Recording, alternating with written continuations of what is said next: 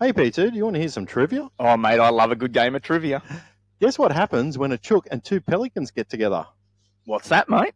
A clucking good time. That's right, you pelicans. The wobbly chook has jumped on board, keeping the bird presence strong. Whether you like a pale ale, brown ale, IPA, or a lager, the wobbly chook has you catered. Crafted from Yamba's finest chooks. Better still, Mick, how do we get some wobbly chook? That's easy, P2. Jump online at www.wobblychookbrewingco.com or pop into 26 Cole Street in the heart of Yamba. And have a clucking good time. Cluck out. Cuckoo! Always remember, don't be a mud gudgeon and drink responsibly. Welcome back to another episode of the Two Pelicans Podcast. So you would have just missed that. G'day, you Pelicans. You he was. You were sort of hung up on his Go and have a good time from there a bit later on. Pelicans landing in 3, 2, 1. All right, welcome back to the Two Pelicans. I'm Mick. I'm Bo. And we are the Two Pelicans. Once again, we're here making fishing great again. One cast, one throw, one memory, one jig head, sinker, hook, whatever the bloody hell you use at a time. One boat ride to the tavern. Boat ride to the tavern. There's nothing wrong with that. Oh, man. Look, we've got probably a little bit to get through today, but yeah, it's just been an interesting week, really. We've just in the aftermath of Alf Stewart, and look, everyone seems to be going all right there. I think Everything's back to normal. yeah, I power. I don't think we really. I don't know whether we dodged a bullet or not, but it never was as ferocious in this particular area. In saying that, I know Goldie and a few other places are still clicking. I think they've only all just got power on now, so. Or by the time you hear this, I hope they've got all the power back on. So and the other thing is too with that, good shout out to everyone that's did the right thing and behaved themselves, and not a shout out to all the Karens that we mentioned about there in last week's episode. I think the worst thing out of it for us now is the bloody smell. It's horrendous. So where I am or where I live, it come up probably about 50 metres from my house, so it's quite a distinctive smell, and it's going to be hanging around for a while, but that's the life when you live near the river, you know what I mean? That's hopefully these overcast days that we've got, we'll get a little bit of a rain and it'll wash back in the river. Yeah, one thing I'd say is one really good decent shower probably in the next week or so, just to clean up the roads and other areas that sort of had inundation. It does make a little bit of a difference, but I think everything's coming along quite well. So reports from other systems, there's been a few fish kills from Ballina all the way down to port. And at the moment, we're still okay. All right, for them people that just were watching YouTube, I just decided to do a little bit of a camera adjustment. But you can't see me. Yeah. But I just thought it was always important to see Bo's pleasure room behind us there. So the box of goodies. The box of goodies. The sex toys. But anyhow, no, that's good. But mate, what have you been up to the last week or so? Actually did a little bit of fishing. Went out and did some Jew fishing. Well, did some Jew casting anyway. I was pretty good. on the knife filleting. Yep. That's why you were taken? Or? Yeah, I think so. The smart asses have got a comment that bloody pelicans can't soar like eagles or some shit. Ooh, savage. I don't know. They're allowed one. They're allowed one a year, so they've used it up. Yeah, righto. And also, you sent me a picture there that someone's been out there painting up a portrait of P2. Yeah. So thanks to our listeners that listened last week and went out and tagged Joey's Rock. Oh. If anyone's out on Ballina Wall and wants a good juice spot. Righto, so that was a Ballina. Yeah. Yeah. Oh, that's gold. Well done. Next time he goes out, he'll get a laugh. He should get a little chuckle. We might we'll put the photo up on our socials. We'll put it up on Friday anyhow. Did we put it up or not? No, I got it there. Something happened with my Facebook and the thing. So righto. We'll get that sorted out. He'll appreciate that. And now that if people that listen to this show, if you need to know a good rock to go to, it's been marked for you now. We share everything on this. It's on this a podcast. very transparent show. This is, isn't it? Yeah. Don't give us your spots. We'll tag them. Yeah, right. So you went fishing. Yeah, went up to Yamba War. I seen that your group and co caught a few, but not so much yourself. Was that the issue? Yeah, no. Yeah. Got hits. I hooked onto one. I reckon the fucking thing hit New Zealand the way it hit. Just screamed. Yeah. And that. And yeah, I was just using the good old jollops, and I got introduced to a new lure from a local fella here in Yamba, and they're called PhD. PhD, yeah. PhD lures. So, yeah, if anyone wants to have a look at a pretty cool jewel lure, Yep. Similar sort of design to, I guess, like the Kunji Buster, short bib. Yep, short bib. What, about 20 mil, 200 mil? Yep, something like that. And that really nice paint job. Yep. Yeah. Very good. Nice lure. Go check them out. All right, so yeah, look, I happened to go down and have a bit of a look out there on Saturday and Sunday, but I'll get back to Saturday. I found it quite interesting. I sort of pulled up in the car park there at Turner's, or the Whiting Turner's Beach car park there at Yamba. I really just went down to see what the river was doing more, just to do with the ABT in the fortnight, but and see whether it'd be worth going fishing on Sunday, to be frank. But look, I got down there. It was dirty, but not disgraceful, is probably the way I'd put it. There wasn't much. Where fish worse. Definitely. And but it's been a long time that I've seen it's been a while since I've seen this, I should say. But that car park was full. There was guys coming in and out just Jew fishing, like even in the middle of the day. Like, it was just nuts. I've never seen anything like it. Yeah. Like on the Sunday night when I went fishing, we rocked up there probably 8:30. Yep. Just waited for a few of the boys to rock up, finish their dad chores and all that. So we all got out there, and literally in between 8:30 9 o'clock, we watched 6 Jew get walked off that wall. That's pretty good. That would have been 10-15 kilo, in between 10 to 15 kilo range. Yeah. Then when we got out there, as we're setting up, blokes up from us whacked 3 in 15 minutes. Wow. And then RC Tyson comes stands 5 meters away from me and like third cast hooks a meter in. Wanker. All right, so he's obviously let you know about that. So and also I'll give Damien a shout out on the Saturday night. He got a cracker. Yeah, nice. Yeah, he got a nice one. So. All right. Very good. Yeah. So, look, from my point of view, what did I get up to? So, yeah, Saturday noticed that the Jew fishermen were at large running around. I sort of then decided that I'd go put the boat in on Sunday. So, I headed down relatively early, put the boat in, and to be honest with you, I'll be transparent about this. I'm not going to tell you fibs or do whatever, but the first couple of hours was slow going for me. And then I guess when that little bit of clean water started coming in, and really the clean water was lucky to get to the middle wall. Yeah. But obviously underneath it, there would have been something coming through. But obviously, once that water come in, things picked up, and even on the turn and probably the first hour of the run out, and I probably left them biting. Like, I probably got about 20 or 30 odd, 20 something, say, over the morning. But the first couple of hours, I think I only got 2 or something like that. So, and then it all just clicked. But look, I went for a bit of a run around.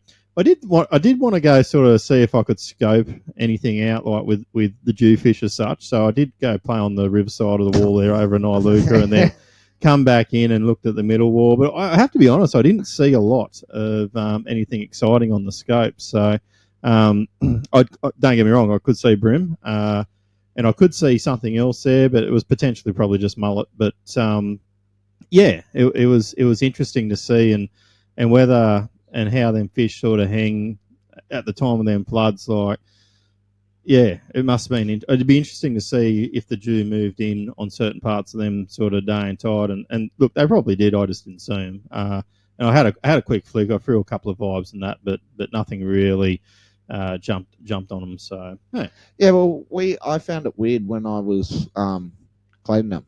They had nothing in their guts. yeah, okay. There was like one out of over 2 days, over 8 like we call 8 Jewfish over 2 days. Yep. And yes, we kept them. There was 8 fellas and Yeah. 10,000 family members. So Yep. pipe down. We stayed in our limit. Yeah. And there was one of them had a garfish in their belly. But to look out at night time, it was bait everywhere. Like Yeah, okay. We were casting lures out and we're hooking garfish as we're winding back in. So Oh, that thick. wow, Wow. it was insane. So did you ever get to throw a livey on? Nah. I think one of the boys was like, fuck it, I'm not taking this thing off, and just casted the lure back out with the gar on it. Why not? Yeah. Yeah. I was like, you're gonna get a shark. Yeah. Was there any sharks around? No. Did you see anything? No. Yeah, righto. The night before a fella got sharked. Yeah, okay. Yeah. He got a head, and I think the head, what he got left weighed like 3.8 kilos. Yeah. Bugger. So yeah, that would have been a good one. He obviously hasn't done the right thing by the ATO. So anyhow, all good. All right. So So I guess a bit of news. I guess before we go into our topic there today is that ABT's come along in a couple of weeks now. I won't talk too much more about that between now and until probably after the event, but I've given you an idea what the river's like. I believe that it will fish well. It'll probably be, I think you'll find most anglers will probably be down the front of the system. But I think the bream will be biting is probably the main thing. But look, away from that, because we don't sit here all day and talk about bream, we could, but bass stuff for you. You go away soon for the next electric round. Is that right? You have to travel really, really far for the next round in April. Yeah. Yeah, about a kilometre to the crown. Hey. Righto. So okay, so it's at the Crown. No, that sounds pretty good. River. All right. So me being no idea about bass fishing or bass electric stuff, it's a teams thing still, isn't it? So this is a single. Single. This is a singles round. Yeah, right. You can fish in your boat with 2-3 people, whatever you. Oh, you just nominate your singles and have 2 in a boat. Yep. Yeah. Okay. Cool. Yep. All right. Cool. And that's so I'll have Phil in my boat, and we'll pretty much fish together all year. Yeah. Between the Bass Electrics and the QFT. Yep. And we just go out and have a good time. Righto. And competition between ourselves, pretty much. Now the Crown, was that some sort of strategic option there? Yeah. Yeah. Yeah. That was a very strategic option because they're the guys that want to give us the most money. Yep. To run this event. Very good. No, that's good. So. And look, I guess that sort of brings up a point. If you are a listener and you do want to get involved with any sort of sponsorship around any of these tournaments, whether it be bream, bass, or anything else, reach out. Drop us a line at the Two Pelicans Podcast at gmail.com. We'll definitely put you in the right direction on how you can get in contact with them, tournament directors. So if you're interested in something like that, by all means, I sort of think that there's a real opportunity for businesses that aren't in the fishing industry to get some exposure. And I think fishing is such a great pastime. And I use a wobbly chook for an example, like having a can while you fish, beautiful. You know what I mean? So I think there's opportunities out there for businesses to take advantage of that sort of stuff. And I guess in return too, like, there's stuff that's being put up on websites, there's things like us, and then there's people out on the ground, it's word of mouth. So yeah. Why not? And the thing is you don't have to be a fishing company to be a part of this. Like, hell no. We eat, we shower, we shop, we do lots of things as fishermen. We don't just fish. So, yep. I'm a bit of a sucker for a nice chocolate eclair on the road or in the boat. So yeah, any bakeries out there? Baker's Delight. Here, Yeah. look out. Muffin break. Muffin break. Look, I think the other thing was there too that I also finally got all the stuff uploaded on YouTube. So that was good. And I found the missing episode. So PT, you're off the hook. But yeah, so we're gonna do a real next or a pricing this Friday coming when we drop this. Yes. Yep. Okay, so I think for memory in the last episode it was basically like, subscribe, make a comment on the recent episode on 36 it would have been. I think this is 37 now. Yep, cool. And then you're in the draw for the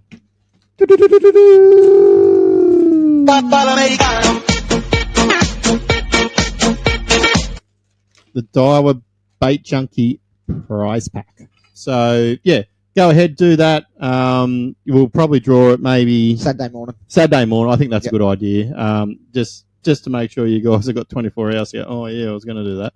But like I said, we want as many people over there as we can. I guess the vision for this show and how we're going to grow it is like we're still going to have it on Spotify and everything else, but we really want to try and push the YouTube and the video thing as well. And we've got some technology or attempts of technology coming in the next few weeks. We're going to attempt a few things. Hopefully it's going to work, but generally how this podcast works is that the technology goes to shit pretty quick. So, but we got to try, and we're going to have a crack at doing it. Yeah, me and Bass. Yeah, that's right. Anyhow, look, is there anything else that you want to discuss before we get into or roll into this week's topic?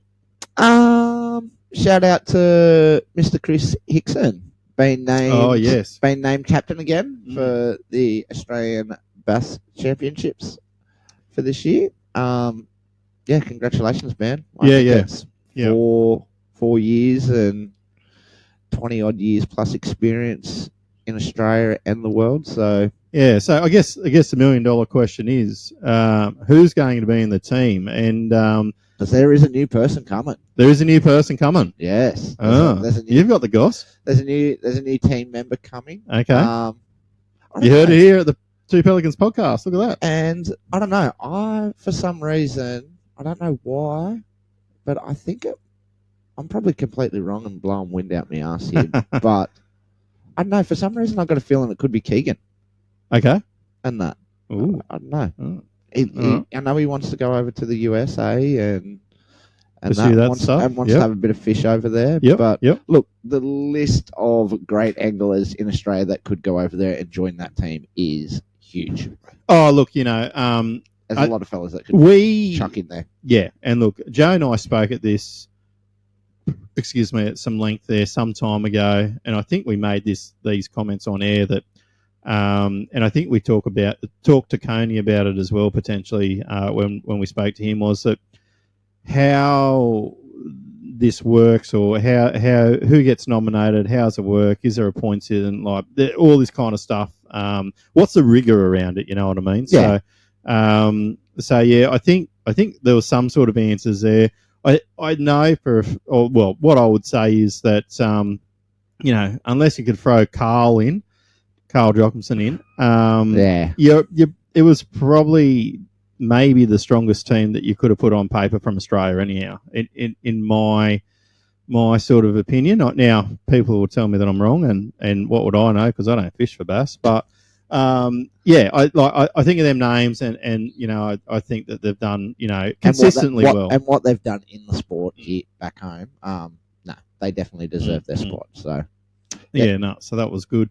I feel like that you've just segued into other things that I probably should have remembered, and I haven't quite remembered. So I'll let you know, guys. I've had no sleep since yesterday. Yeah. So I've got a few things. Let's go. Let's get into it. So while we're waiting for Bo to look this stuff up, he's exactly right. I come around today. I knocked on the door. There was no answer. I'm thinking, oh fuck, where is he? I hope everything's okay. Anyhow, so I ring him. And he's like, oh, man, just getting up. No, he wasn't pissed. He was actually sleeping because you were working or started work at about 2 o'clock this morning. Yeah. So, we had a function cancel with Alfie. Oh, last no, for fortnight Alfie. with that. So International Women's Day. So we celebrated that today down in Coffs Harbour. Cool. Down at the racecourse. Yep. We had 500 women rock up this morning at 6 o'clock, hungry and Ready to go. Ready for a chat. Yep. And I was down there whacking out that. I think I did 1,500 muffins this Now to morning. put anyone on the spot there, was there any female anglers down there or while you were there? Were there any sort of discussions around fishing while you were serving or cooking, or not really? Not the Not really. fishing that we're talking about on this podcast. Oh, right. I worked with a chef today that I haven't worked with before, and he's a loose unit. So look out, Coffs Harbour ladies. He's just come to town. Look out. Right, so what are we doing here? So we've got we had the East Coast Oh, yes. East Coast Brim Series on the weekend, Yes. and that we had the boys took that out. Actually, there were some pretty good bags there. So the winners that took that out had a 3.2 kilo bag for their 3 fish, and their team name was Show Us the Brim. So sorry, and that was for three brim still, isn't it? Yeah, that was three. That was 3 brims. So they had a kilo average. That's right. Yeah. So look, obviously the tournament, the people that organised that tournament have kept it obviously at 3 brim this year. There was some conversations there last year why it wasn't 5 or whatever, and they had their own sort of reasoning around that, and then obviously they've continued it, and obviously people are still supporting that as well. I think with MLF sort of out of the frame there now, I think these other grassroots competitions will get some of that exposure as well as the other tournaments running around. So that's really good. What else you got?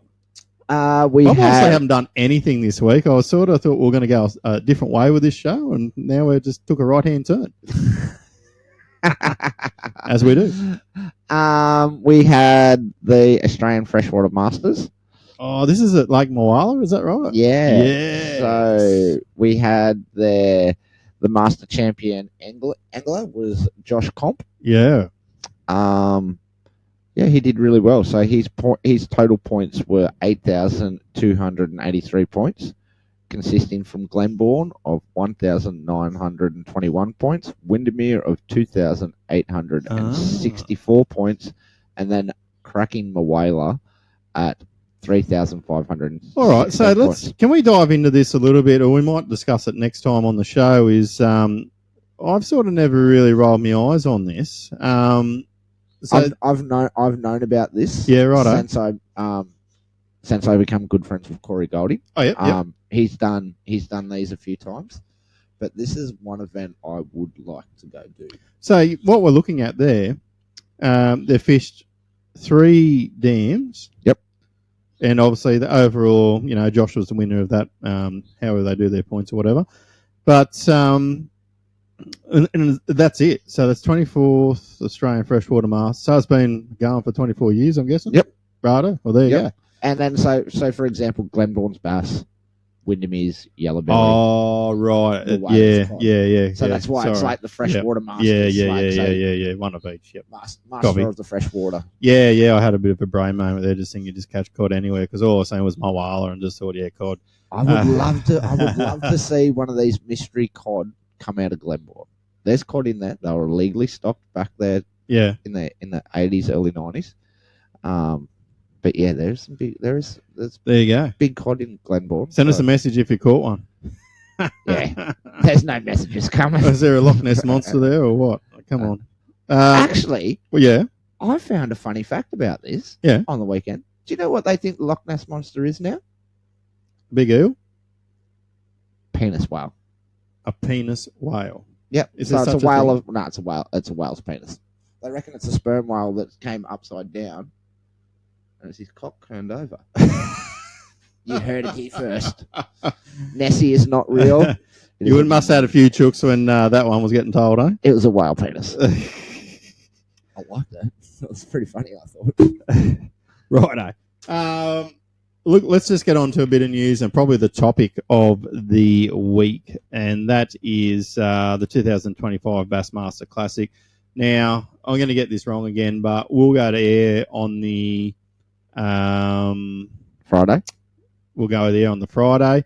It starts on the Friday? Yep. So, anyhow, so when you hear it, it's well, they'll probably be just about weighing in for the day or doing whatever they're doing. Yeah, today's a nice little rest day.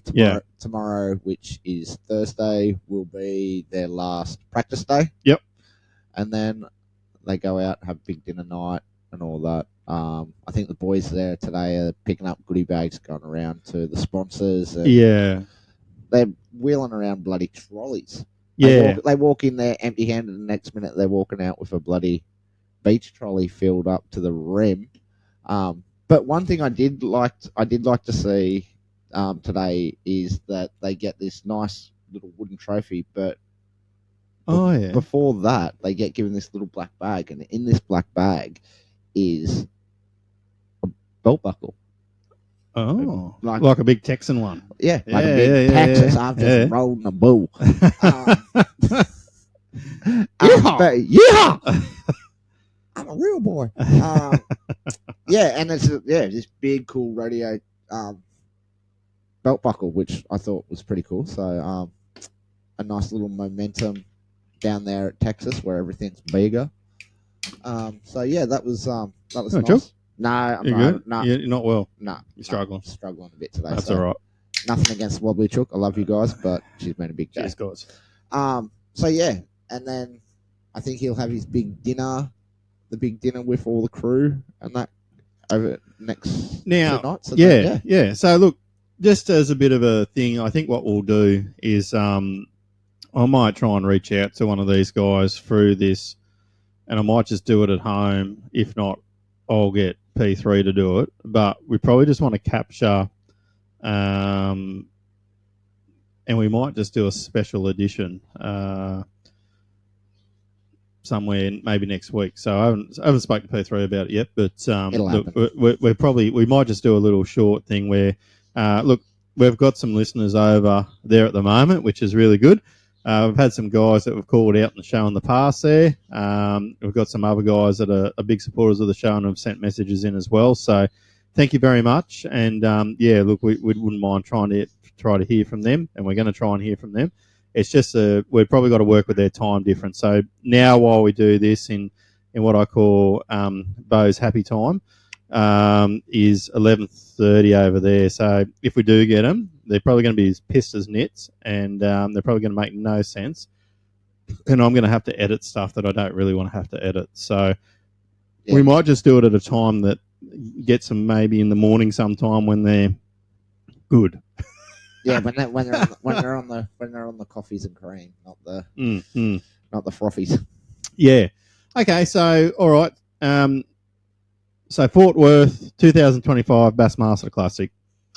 It's rolled in there. The competitors are there. Pre-fish. There was potentially someone nearly sunk a boat. Who was that?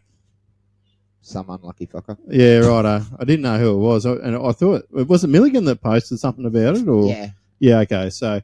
Anyhow, but yeah, it looked pretty ugly. I think I was seeing Gussie put something up there for their last practice session this morning at their time, and it went flat again. It was nice and flat. Yeah. I don't think it fished real well. So I'm going to win it with smallies. Yeah. Post this morning. But I was sort of sat there and I've looked at the lineup a bit. I mean, let's just put it on each other here at the moment, and I'll go with you first. Who do you think is going to win it? Ben 4-4. Ben 4-5-5. Ben 4-3-3. Yeah, 4-5-5. 4-3-3. I don't know. Red Milligan. Yeah, I'm double checking. I don't know. I've watched this fella on YouTube a fair bit. Yeah. Yeah, Ben McMillan. 402. There we go. Yeah, 402. That's how much I follow him. It was 4 something. Yeah, it was 4 something. That's how much awake I am. Yeah.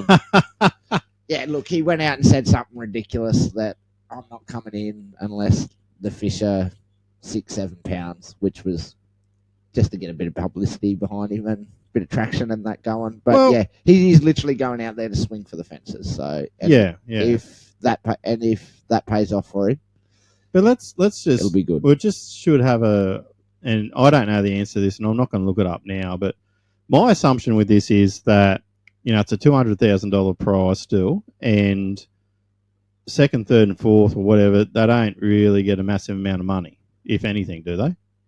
Yeah, I think I don't think it's not like a standard I sort think of. this one's sort of like It's like ABT Grand Final. Yeah. Which I mean, that's sort of I guess that's where the concept's derived from, right? So, but yeah, look, I've sort of really been thinking about this, and I don't know.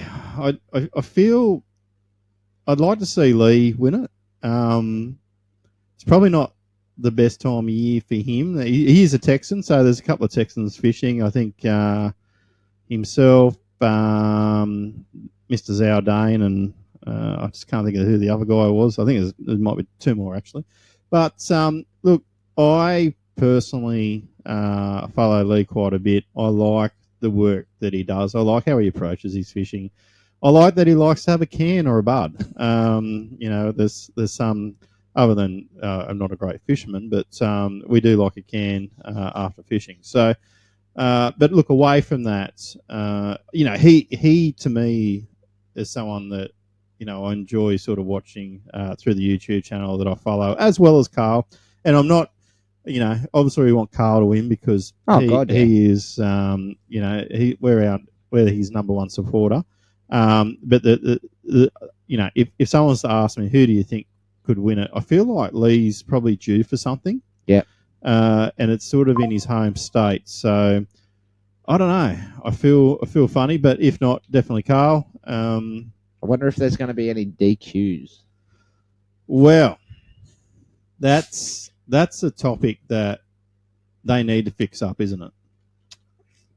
Yeah, but then in saying that, this is what the anglers wanted as well. Like, as I looked into it more, and both the guys that did get DQ'd in, we'll say the last 3 weeks, they accepted it. Yep. But they wanted this. They wanted these rules to be like this, and they copped it on the chin. And they're taking it like champs. But then, for us on the outside that just want to see the guys fish and whack fish and have the best against the best, it can be a bit disappointing. Well, I guess for me personally, where does it leave the sponsors in these anglers actually promoting their goods? Where does it leave them in the tackle shop talk or discussions around fishing? That's what worries me a little bit because and we've seen it here in Australia. I think that if you aren't promoting their business and you're a great angler but you can't promote it, and it feels like to me that they're missing an avenue here of promoting someone's business, mate, these tackle companies will just go find a YouTuber. Yeah. They don't care. They don't care anymore. Like, there's 10 young fellas running around behind you, chomping at the bits. Yep. Ready to come up past you. 100%. And but not even tournament anglers, right? No. So that's the fear that I have with it. I feel like we're seeing that happen in Australia over the last few years. And I actually really like it. Like, you don't need to be a tournament angler. Of course not. To be sponsored. No. However, make the content, do the right things, and companies will look after you. Yep. But however, if all the money or a lot of that money goes out and starts representing YouTubers, and I'm not against any of this either, or might I add, I mean, I just watch some YouTubers, but I enjoy YouTube tournament fishing. I do enjoy that. But anyhow, I will get back to this point that there's a money that's going out to other area instead of the tournament scene, and that should worry. I think it should worry tournament directors in how they promote or push, I guess the prize bag or whatever it might be at the end of the day. And I'll use this as an example. So, and we're going to go back when YouTube was quite in its the infertility stage, really. Back around the Gamakatsu team series, like, most people walked away with something. And what I would say about that is, and I think Michael was pretty clever in doing this, was that there were some products there, and as a fisherman too, like, okay, you look at something, you go, oh yeah, I might buy that, but then you'll see other things over there, like, well, you know what, I can't afford that. I can't, I can't justify $600 on an in feed. Yeah, or whatever it might be, or a samurai at the time, right? But he gave them away as prizes. Now, I was open to the rod market at the time. I didn't care what rod I had at the time, but I got a mystery prize of a samurai reaction, right? And now I have about, I don't know, maybe 8 or 9. So Look what that mystery prize did. Yeah. Because I just enjoyed the rod. I enjoyed the quality of it. I enjoyed the strength of it. Not that I rod rage a lot, but I give them a fair bit of a hiding, and I think I've only taken a tip off one of them, to be frank. So now, I spent a bit of money on a St. Croix. Yep. And broke that probably in 2 years. So, and you know what? Different horses, different courses, different things happen. I get it. You know what I mean? But getting back to the sponsorship in tournaments, I think it's very important because there's an avenue like would just happen with me. Now, I don't think that really happens as much anymore because I believe that the product and the sponsorship that goes into it isn't probably there as much as what it was 10 or 15 years ago. Yep. No, definitely agree. And I think the other thing is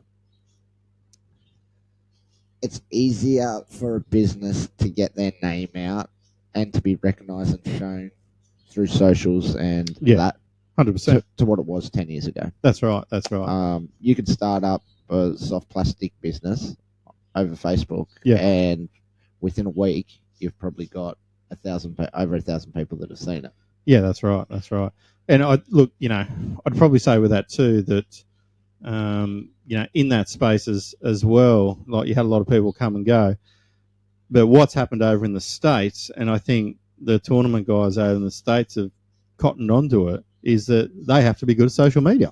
Yeah. Now, they're doing it full time too. So, it's a big difference to saying, we need to follow suit or whatever. But I think tackle companies or electronic companies, whatever it might be, would like to see that more holistic approach, probably from tournament anglers. But anyhow, I'm not going to go on with that too much longer because it's probably not the funnest of conversations to have. But mate, that's just how I see it. So yeah. Anyhow, so let's get back to the Bassmaster Classic. So, all right, it's been windy. What are they? They're in spring essentially, aren't they? Yep. Or, whatever they call that over there. They call it something. No, it's not fall. Fall. Yeah, no, that's autumn, isn't it? Yeah, that's autumn. That's all right. Trumpy will sort them out. But anyhow, shout out to you, Donnie. And shout out to my super. Thanks, mate. But anyhow, jokes aside, look, I think it'll be an interesting, obviously an interesting tournament. It sounded like they were getting a few at the start. It sort of died off a bit, but everyone sort of keep their cards close to their chest. Yeah, and like all I've heard from a few guys is it's 3 pounder here, 3 pounder there. Yeah. I saw the bigger ones on the sounder. They just didn't bite. Well. And my assumption is like Texas is generally renowned for good sized bass. Yeah, everything's bigger in Texas. Yeah. So and like you said, Ben's, for example, and I think he's right. Like if you're not out there trying to get the crack like 5-7 pounders or whatever, you might get left behind. Yeah. Anything's possible there if everything turns and switches on. It'll be a double-ended sword. It'll either make or break you. Yeah. That's it. Yeah. All right, guys. Look, we'll probably just end that conversation for there. We will try and get hold of some of these guys, some of these Aussies over in the States, and we'll have a bit of a yarn to them when the time's right. We're sorry, Texas. We are sorry. Yeah. You think you're big? We're bigger down under. Yeah. Look, there's one guy that's gone over there. I'm just worried. I'm worried that he may not come back, and I know go to Guantanamo. Yeah. I know how he can roll when he's full of the syrup. So Yeah. Anyhow, we might try and get him on too, but I think he's going to try and lay low because he'll be probably going batshit crazy over there very soon, if not already. So anyhow, what else are we doing, mates? We better get on to a sponsor here. Sponsors. So we'll put that on, and then I think we've got a yarn. Yeah, then we've got a quick little yarn for all you brim guys that are worried about chocolate water. That's it. Got some intel from a local guru. Intel. I've made your job hard now because we've uploaded everything onto YouTube. Yeah, I so know. we've got to find the ads, so it makes it a little bit harder. We might try and pin them or something. And here we go into our sponsors. Hey, P2. Hey, mate, what's up? Mate, now that I've got this boat here and I've got the electronics on the way, I'm going to need some fishing gear. Mate, you can't look flash in that new rig without some new fancy fishing gear. I know. Mate, I can only recommend one thing. I would head over to the Dire Australia website, mate, and make yourself a little bit of a wish list and then head into your local tackle store and see if those legends can get it in. Because if there's one thing I know, mate, Dire Australia, they have it all. Whether you want a brand new rod, a nice new shiny reel, or some new line to go on it, and you're going to need some tackle, of course. They have it all. Dire Australia is your one-stop shop, and the big supporters here, Two Pelicans Podcast.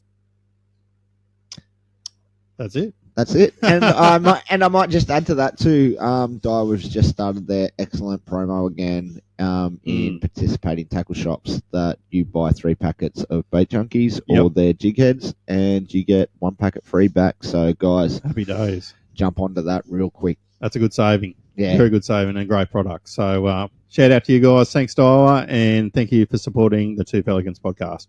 Righto. So, look, this EP is just going to run a little bit shorter today because, like I said, we were trying to line up a few things, but the stars didn't align. But like I said, we may have to do that little 20 episode through the week. We may not actually drop one next Wednesday because of it, but we'll just we'll play this here in a second and see what you guys think of this yarn. All right, guys. So for all you brim fishermen out there, I've went and found probably second best brim fisherman I know, and this fella can whack him. So listen up, all you guys that are worried for McLean ABT for the brim round. Here's some advice from a legend. Righto. All you finesse brim fishers out there, they're like, oh, creaky crabs and little eco gears and like 2 pound leaders. No. 20 pound leader, Bassman buzz bait. All right? You don't have to finesse these stupid river rats out. Fucking river pests. I'll leave it. I reckon some of you guys might have already seen that and might recognise that voice. But thank you, legend. Spoken like a true bass fisherman when catching those pesky things. Yeah, so actually I reached out to that person. I said, look, you know what? It sounds like we should have a battle on 2 pound. A 2 pound battle? Yeah, a 2 pound battle. I think I fished 2 pound once for trout. Really? Yeah, and that was stupid because fucking fast flowing water, rapids. Yeah, I lost a few dollars that day. Yeah, no. Look, I have unfortunately had to fish 2 pound a few times.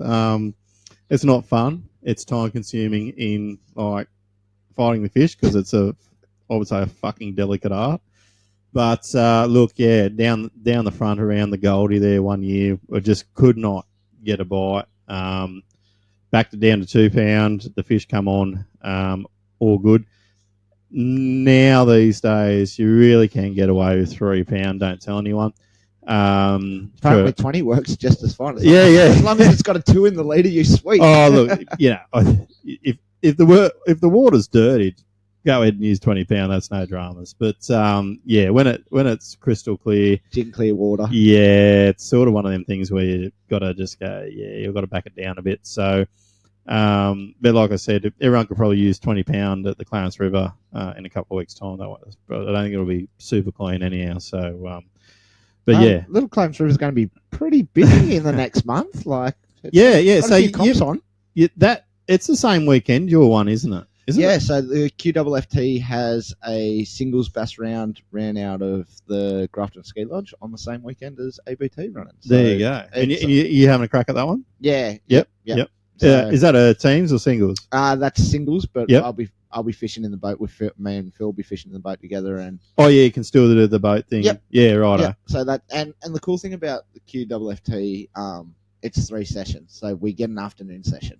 Okay, all right. So it's one afternoon session, then a morning and afternoon. So No? Saturday morning, Saturday afternoon, and then Sunday morning. Sunday morning. Yeah, right. And that. I'm really enjoying the QFFT. Like, I think a lot of people are. There's a Yeah. lot of great feedback getting thrown around on social media about it. So Paul and it's good. Karen, keep the good work up. Yeah. And we love that cheesecake. Cheesecake. Yeah, Karen. I'm a bit of a cheesecake connoisseur. It's probably my favourite dessert to make. Yep. And she does a good one. She Hmm. does a cracking one. Very good. Very Sometimes good. I don't even go for the fishing, it's just the cheesecake. Oh dear. Righto, guys. Look, we're going to leave this one a little bit short, but like I said, we're going to try and make up for that over the next week or so. We'll just I guess one thing is I might have some work commitments next week. I haven't even told P3 this, but it might be a struggle to shoot one next Wednesday. But look, we'll see how we go. So we're going over the weekend. Yeah. Look, there's actually probably an opportunity there to do something. But the other thing that we've got to do, we've got to bloody redo that or book in that road trip. Yes. So Yes. I might have to get back onto that again actually, because we do have a special road trip and a couple of episodes where we're going to catch up with some different people, not different, but as in nice people, but I guess different things that we generally don't talk about on this show. And like I said, now we're sort of on the video thing. We're probably going to do some cutaways with this particular place that we're going. So it'll be bloody awesome when we get up there. But There'll be some cool shit in there for sure. Oh, there is. It's electric. All right, guys. You've been listening to the Two Pelicans podcast. I'm Mick. I'm Bo. And we are the Two Pelicans. See you later.